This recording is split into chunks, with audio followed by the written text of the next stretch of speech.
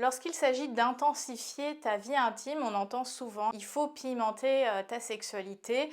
Et si tu me suis depuis un moment, tu sais que je suis contre cette expression déjà et ce concept parce que lorsque tu mets en avant ce côté piment dans la vie intime, ça veut dire qu'on le met en opposition avec une sexualité. Alors on parle de vanilla sexe, donc plus de douceur, etc. Alors que on peut avoir quelque chose de doux, mais aussi d'intense et d'extrêmement sensuel.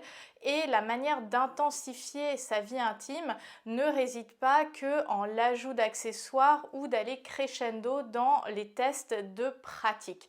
Dans cette vidéo, j'ai partagé mes meilleurs conseils pour justement redynamiser votre intimité sans forcément tout révolutionner parce que voilà, tu es en couple, vous êtes sans doute amoureux, ça se passe bien, mais le ronron de la routine vous habite et finalement vous êtes tendres l'un envers l'autre, mais il n'y a plus cette flamme des débuts. Et pour ce faire, on va venir nourrir l'intimité charnelle de ton couple. Cette intimité charnelle, c'est bien plus que juste le fait de faire l'amour. C'est tout cet écrin, tout cet environnement, tout ce contexte qui vient créer un état beaucoup plus de sensibilité, de connexion l'un envers l'autre, qui ouvre davantage la porte au plaisir, à l'excitation et surtout au désir, parce que c'est ça qu'on veut cultiver tout au long de sa relation.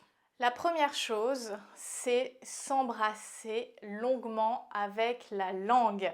Le vrai French kiss, parce que finalement, quand on démarre une relation, quand on commence à être intime avec une nouvelle personne, qu'est-ce qu'on fait en premier? On s'embrasse. Et on passe littéralement des heures à s'embrasser. En tout cas, c'est mon cas.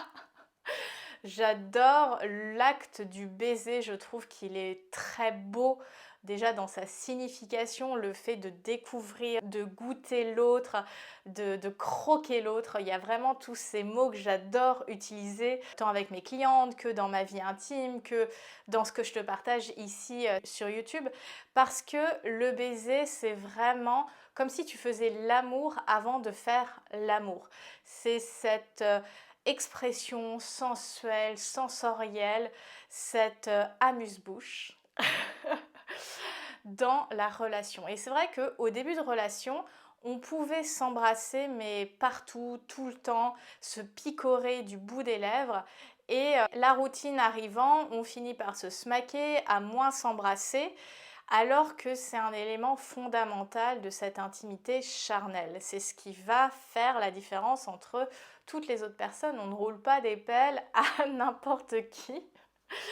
Donc, embrassez-vous langoureusement, longuement, que ça soit dans le canapé quand vous regardez une série, vous pouvez mettre pause. Ça peut être quand vous sortez dans la rue vraiment comme des ados, vous plaquez contre le mur de l'appartement ou de la maison ou même des boutiques pour vous rouler une pelle, sous la douche, au moment de vous endormir, sans pour autant qu'il y ait une attente sexuelle derrière. C'est vraiment construire cette sensualité, cette sensorialité autour du baiser, sans pour autant se mettre de la pression de parce qu'il y a un baiser plus appuyé, il va y avoir sexualité, parce que ça je l'observe beaucoup chez mes clientes. Dès lors que on est dans cette routine ou que le partenaire va dire ah on ne fait plus assez l'amour et qu'il y a un bisou, un baiser un petit peu plus appuyé, c'est vrai qu'elle s'imagine tout de suite que ça veut dire sexualité, alors que si on entretient le fait de s'embrasser profondément, langoureusement, déjà on vient nourrir la connexion charnelle physique avec son partenaire. On vient avoir plein de bénéfices, le fait de faire du yoga du visage, parce que le fait d'embrasser mobilise énormément de muscles. C'est très bon pour nos anticorps, pour nos défenses, parce qu'on partage justement des anticorps, des microbes, des bactéries, nos microbiotes, donc c'est top pour nos défenses immunitaires.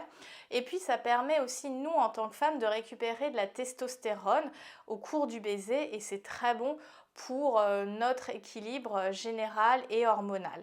Donc en fait, il n'y a que des bénéfices à s'embrasser. Le conseil supplémentaire que je peux te donner, surtout quand ça fait peut-être un moment que vous ne vous êtes pas embrassé longuement, c'est de vous mettre un petit timer de 3 minutes ou le temps d'une chanson et vous ne faites pas de pause avant que le timer sonne ou que la chanson s'arrête. C'est vraiment pour réhabituer vos corps et vos cerveaux à vous réembrasser parce que en fait ce qui va se passer c'est avec la routine on fait de moins en moins attention, on a l'impression de déjà savoir tout ce qui va se passer et finalement on vit le baiser de manière assez passive. Vraiment j'ai envie que tu te mettes dans cet état d'esprit de c'est toi qui embrasse et les deux vous décidez de vous embrasser, c'est pas lui qui m'embrasse ou elle qui m'embrasse, c'est vraiment faites cette danse à deux, embrassez-vous langoureusement, longuement au quotidien. Le deuxième conseil, qui est aussi quelque chose qu'on a tendance à faire en début de relation, mais qui a tendance à se perdre, c'est le fait de se frotter l'un contre l'autre avec ses vêtements. Pareil, au fur et à mesure d'une relation, on va à la sexualité sans toute cette phase excitatoire, sans créer tout ce contexte-là. Et finalement, quand on allait en date, qu'on s'embrassait, qu'on commençait à se chauffer, finalement, nos corps se rencontraient avec ces barrières vestimentaires. Et en quoi c'est intéressant d'avoir ces barrières vestimentaires? Déjà, il y a un côté un peu d'interdit, on joue, on sent l'autre sans être en contact direct. Donc en fait, cette stimulation, du fait qu'elle soit indirecte, elle va nous pousser à nous connecter davantage à notre corps et aux sensations de notre corps, à ce qu'on va vouloir faire ressentir et nous ressentir de cet entrechoquement des corps. Ça peut être lors d'un baiser, ça peut être aussi un moment où l'un enlace l'autre, que ça soit par devant, par derrière, et tout simplement être dans ce côté un petit peu mouvant des corps.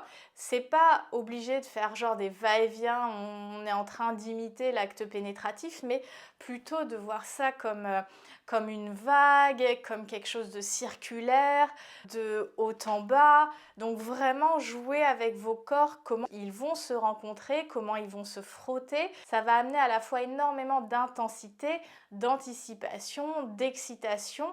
Et là, on a le combo presque magique pour avoir envie de faire l'amour. Alors vous n'êtes pas obligé à nouveau de faire l'amour sur le moment. Le but, c'est d'avoir ces techniques pour mettre un peu plus d'érotisme, de sensualité dans votre quotidien. Petit conseil supplémentaire, privilégiez les zones non génitales, que ça soit la poitrine, le torse, le ventre, les hanches, les cuisses, la nuque, le genou, les caresses derrière le genou, c'est magique.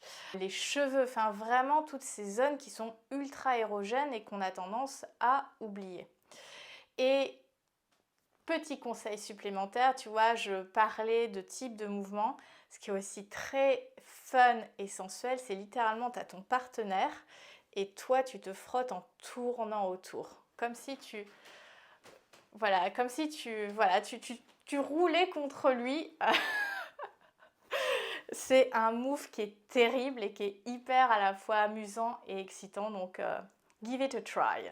Le troisième conseil, c'est le fait de se doucher ensemble. Alors effectivement, surtout quand on habite ensemble, on a envie un peu de ces moments d'intimité seul avec soi-même et souvent ça va être la douche et les toilettes, on va être un peu en solo. Je pense que c'est intéressant d'inclure, je sais pas, genre une douche à deux par semaine. Si c'est plus, tant mieux. Non pas juste pour économiser l'eau de la planète, parce que, qu'on se le dise, quand on commence à se doucher ensemble, on n'est pas forcément plus rapide, mais quels sont les avantages finalement de prendre une douche ensemble? Déjà, c'est quelque chose d'intime. On voit notre corps dans de la vulnérabilité autre que sexuelle, donc ça renforce la connexion. Le fait qu'on soit mouillé, qu'on se savonne, les corps qui glissent, ça donne envie de se frotter cette fois-ci, mais sans les vêtements. Et ça a un côté très sensuel, cette bulle qu'on vient se créer. On a aussi souvent des conversations assez intéressantes sous la douche. Enfin, je vois avec un partenaire, c'est un des seuls vraiment avec qui on a un peu ce réflexe de se doucher ensemble quand on se voit.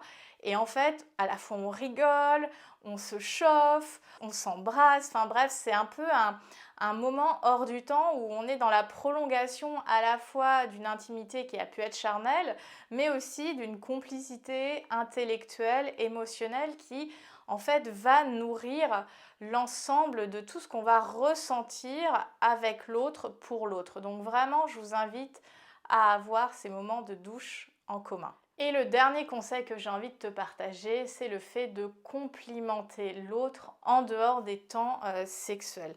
C'est-à-dire dans le quotidien, d'être à la fois dans la gratitude, la valorisation de ce qui te plaît, de ce qui t'excite, de ce que tu trouves attirant chez l'autre, et de les glisser sans pour autant qu'il y ait une attente derrière. Vraiment, toutes ces idées que je te partage, c'est de le faire de manière genuine, avec bon cœur, sans pour autant être dans ce mode transactionnel de si je fais ça, elle va peut-être faire ça ou il va peut-être faire ça.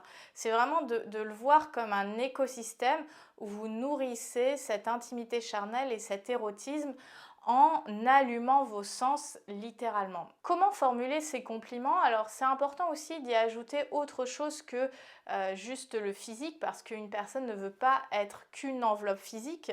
On est des êtres multidimensionnels et je pense que c'est important pour nourrir le désir et la relation et le fait que l'autre se sente bien, d'être au-delà de juste la plastique. Mais pour te donner quelques exemples, ça peut être bien sûr j'aime tes lèvres, j'aime tes fesses, je trouve ton corps magnifique. Donc là, on est sur le côté physique.